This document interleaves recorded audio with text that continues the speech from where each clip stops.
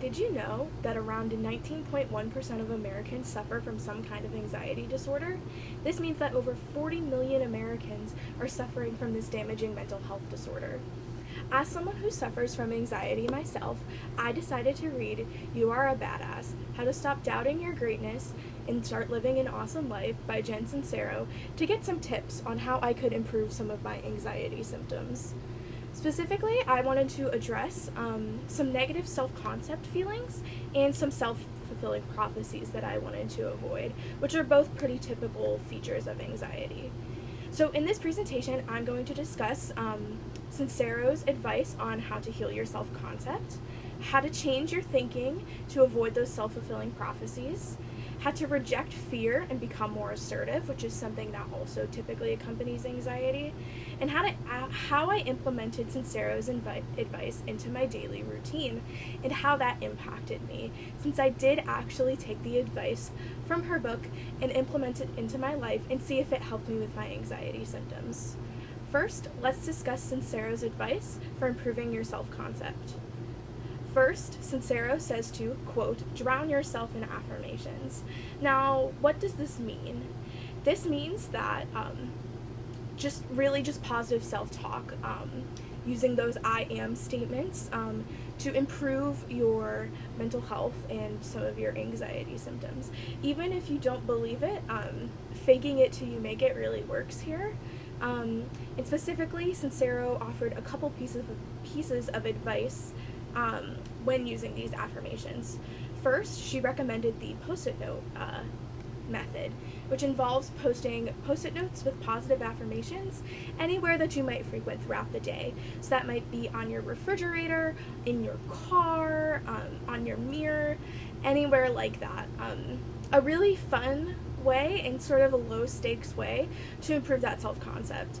Next, she recommended saying positive affirmations to yourself out loud 10 times, and that could be whether you wake up in the morning or when you go to bed. Finally, she recommended, and this is the hardest part, to actually believe those affirmations. As hard as it might be to fake it till you make it, saying those affirmations out loud and continuing that will help you start to believe what you're actually saying is true and improve that negative self-concept. Something that also typically accompanies negative self-concept is just those negative thinking patterns, as I was kind of discussing. And Sincero offers some pretty solid advice on how to improve these as well. So, next, Sincero says, quote, you have to change your thinking first, and then the evidence appears. This is a pretty typical hallmark of mental health counseling, and it sounds easier than it actually is, but it is a solid piece of advice that Sincero offers. First, she mentions that your reality is created by you, is created by your own thoughts. So really altering those thoughts and catching yourself in negative thinking patterns will really help you to improve your day-to-day life. For me, anxiety, but this also works for other mental health conditions. She also says, quote, I think, therefore I create. Kind of going along with what I was saying previously, you create your own reality through your thoughts. So finding a way to control those negative thoughts, and in my case avoid those self-fulfilling prophecies, will really allow me to improve my anxiety symptoms. For example, if I was thinking, oh, I'm gonna flunk that test, no way I'm gonna do well on it, I'm creating that reality in my head, so it's more likely that I'm going to do poorly on that test. Now, if I change that thinking and I think I'm going to do awesome on that test, I studied really hard, I'm smart enough, it's more likely that I'm going to actually do well on that since I changed my thinking. Finally, Sincero recommends surrounding yourself with positive people who actually believe the positive things that you're saying about yourself and help you to change your thinking. She doesn't recommend going at this alone, and having a positive environment is really, really helpful.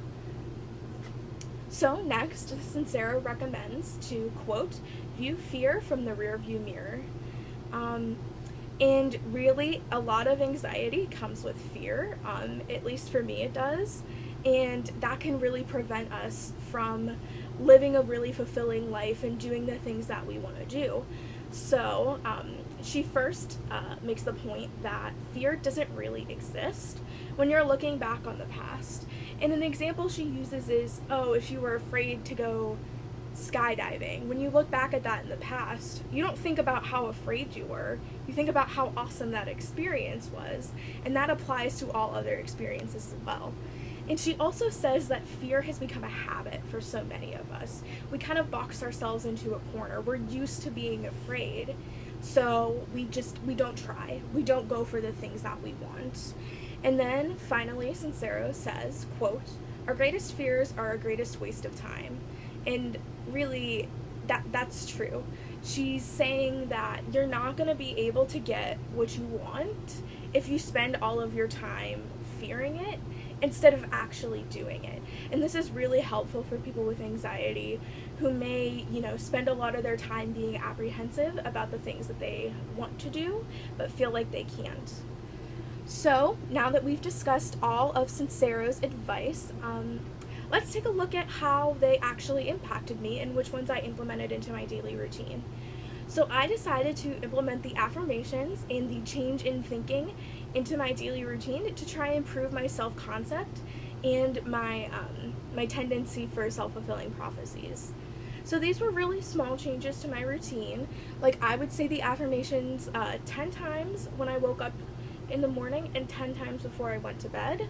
And then I would also try to be more present in my thoughts, try to catch those negative thinking patterns. If I noticed myself thinking something particularly negative or like a self-fulfilling prophecy, I would stop myself and I would redirect that pattern. And really, I saw great success with both of these. The affirmations were a really fun part of my routine. They really made me smile, and they really made me start to believe that the affirmations saying I'm worthy, I'm aligned, things like that, I really started to believe that those were true, which really helped me improve my self-concept. In addition, reframing those negative thinking patterns in combination with the affirmations was great for just allowing me to live a more positive, happy life. A lot of anxiety, it can tend to get you down if you're spending so much time worrying. That's not fun, right? So really just combining these two techniques showed me great success and gave me the confidence to improve my self-concept and avoid those terrible self-fulfilling prophecies.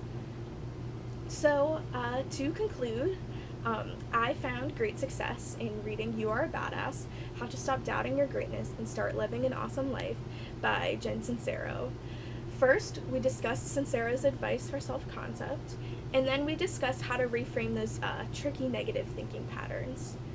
We also discussed how fear really isn't your friend and you need to just leave it in the past. And finally, we discussed my implementation of these techniques into my life and how they greatly impacted me. So for anyone who is suffering from anxiety, I would greatly recommend reading this novel. I gained some really insightful pieces of advice out of this, and perhaps you could too.